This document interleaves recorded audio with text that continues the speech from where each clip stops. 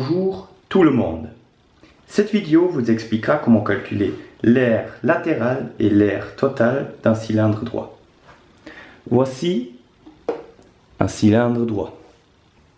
Avant de continuer, rappelons ce qu'est un cylindre droit. Un cylindre droit est un solide qui possède deux faces identiques et parallèles, appelées bases, en forme de disque, et qui possède une surface latérale qui peut être déroulée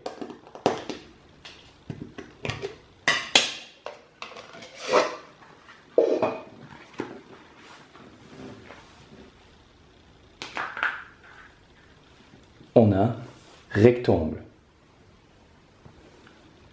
Rappelons que notre but est de calculer l'aire latérale d'un cylindre droit.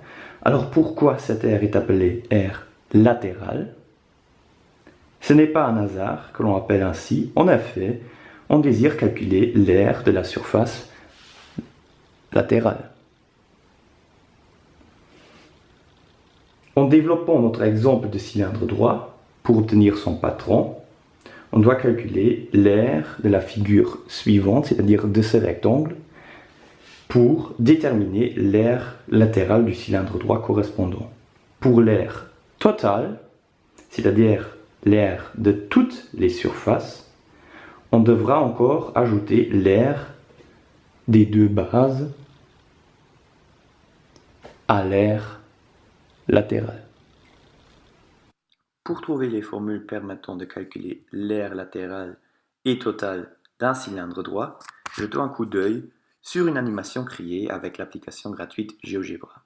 Considérons un cylindre droit de rayon noté petit r et de hauteur noté grand H. On peut alors déplier ce cylindre droit pour obtenir son patron. Notons qu'il manque les deux bases en forme de disque pour le patron entier. En effet, notre but est de calculer l'aire latérale du cylindre droit, c'est-à-dire l'aire formée par sa face latérale.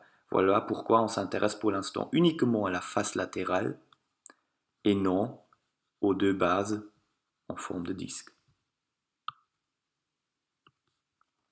Si je regarde le développement partiel du cylindre droit, quelle figure plane sa face latérale forme-t-elle?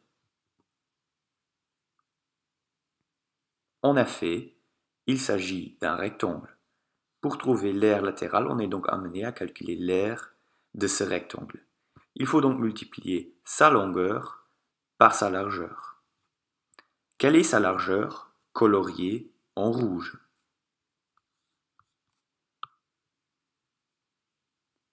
Sa largeur est égale à la hauteur h du cylindre droit. Quelle est sa longueur coloriée en vert?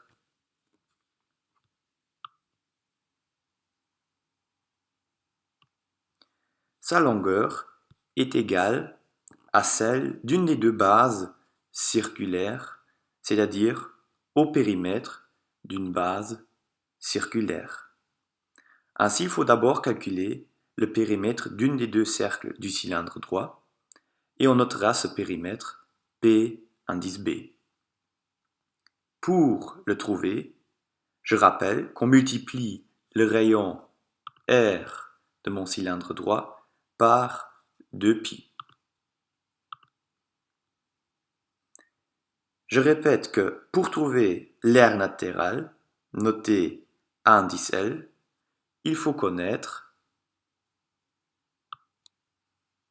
l'aire de ce rectangle. Or, celle-ci est donnée par le produit du périmètre d'une base par la hauteur du cylindre droit. En remplaçant le périmètre d'une base par son expression, j'obtiens que finalement l'aire latérale est donnée par 2π r fois h, où r est le rayon du cylindre droit et h est la hauteur du cylindre droit. L'aire latérale d'un cylindre droit se calcule donc de la même façon que celle d'un prisme droit. On multiplie le périmètre d'une base par la hauteur du cylindre droit. Cependant, pour un cylindre droit, le périmètre d'une base peut toujours être remplacé par l'expression 2πr avec r, le rayon du cylindre droit. Enfin, on aimerait encore calculer ce qu'on appelle r total du cylindre droit. Alors je note cette r grand A. Comme son nom l'indique déjà, on additionnera toutes les r. Ainsi, il faudra encore déterminer l'aire d'une des deux bases de mon cylindre droit. Or, quelle est la nature des deux bases d'un cylindre droit? En effet, il s'agit de deux disques. Pour le cylindre droit, l'aire d'une base, notée à indice B, s'obtient donc en multiplier le carré du rayon par π. Finalement, on peut en déduire la formule de l'aire totale du cylindre droit qui s'obtient, je rappelle, en additionnant les aires des deux bases à l'aire latérale. Donc, l'aire des deux bases à l'aire latérale. En remplaçant l'aire latérale et l'aire d'une base par leurs expressions, nous obtenons finalement que l'aire totale d'un cylindre droit de hauteur grand H et de rayon petit r est donnée par 2π fois r fois h plus 2 fois π fois le rayon au carré. L'aire totale d'un cylindre droit se calcule donc de la même façon que celle d'un prisme droit. On additionne les aires des deux bases à l'aire latérale du cylindre droit.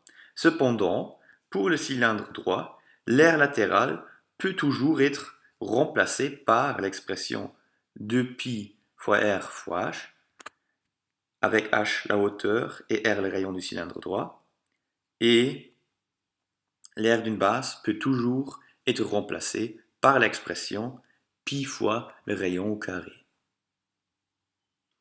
Résumons à présent les observations qu'on vient de faire. Alors l'aire latérale à indice L d'un cylindre droit se calcule par la formule indice L est égal à P indice B fois grand H, où P indice B est le périmètre d'une base du cylindre droit et H la hauteur du cylindre droit. Or, le périmètre d'une base peut être remplacé par l'expression 2πr, où r est le rayon du cylindre droit.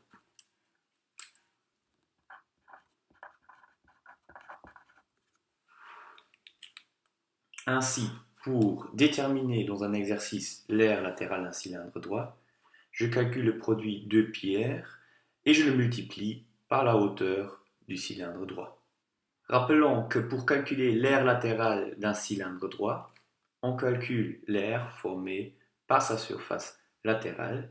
Si on regarde le développement du cylindre droit, il s'agit de l'aire d'un rectangle dont la longueur est le périmètre d'une base circulaire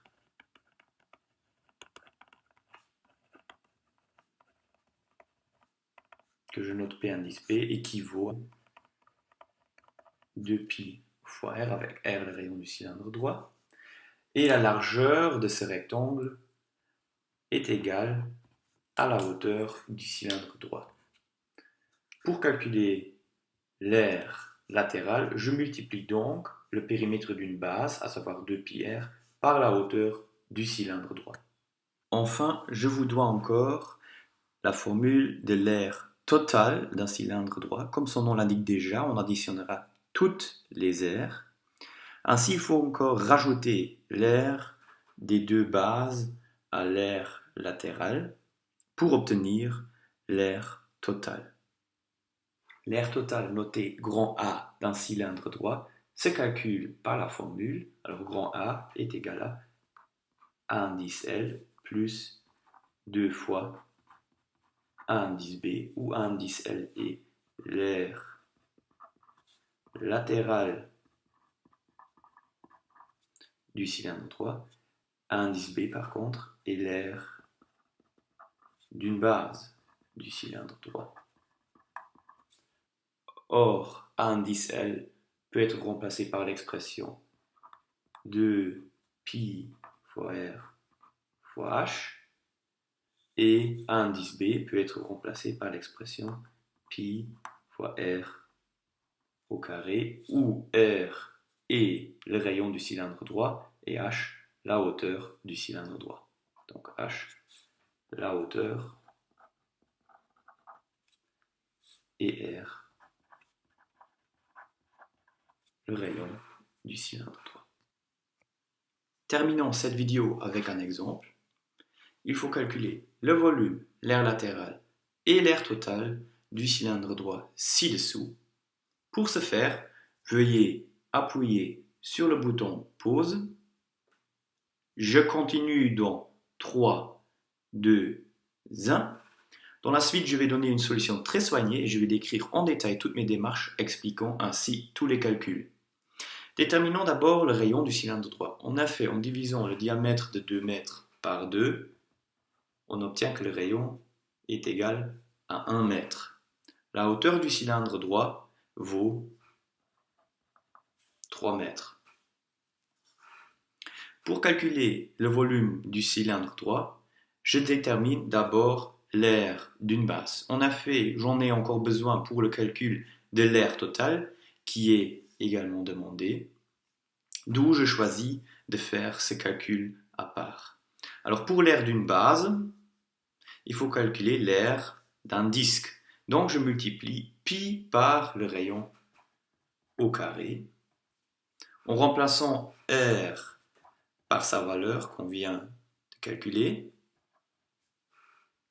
Je trouve une aire d'environ 3,14 mètres au carré. Notons que j'ai arrondi au centième près l'aire d'une base.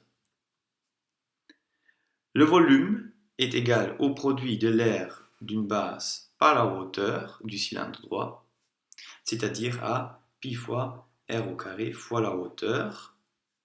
En remplaçant par les valeurs qu'on vient de découvrir, je trouve que le volume est environ égal à 3,14 fois 3. Donc, le volume vaut environ 9,42 mètres au cube. En ce qui concerne l'aire latérale, il faut multiplier le périmètre d'une base par la hauteur du cylindre droit. C'est ce que notre formule nous dit. Or, le périmètre d'une base circulaire est toujours donné par l'expression 2πr. Je dois donc multiplier 2πr avec r, le rayon du cylindre droit, par la hauteur de mon cylindre droit pour obtenir son aire latérale. En remplaçant r et h par leurs valeurs correspondantes, j'obtiens 2π fois 1 fois 3, c'est-à-dire j'obtiens une aire latérale qui, au centième près, vaut 18,85 mètres au carré.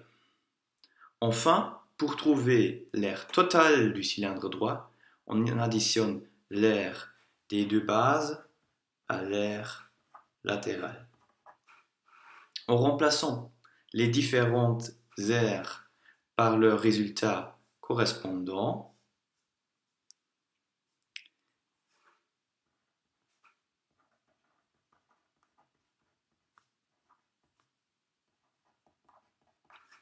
je trouve une aire totale d'environ 25,85 13 mètres au carré. Merci pour votre attention.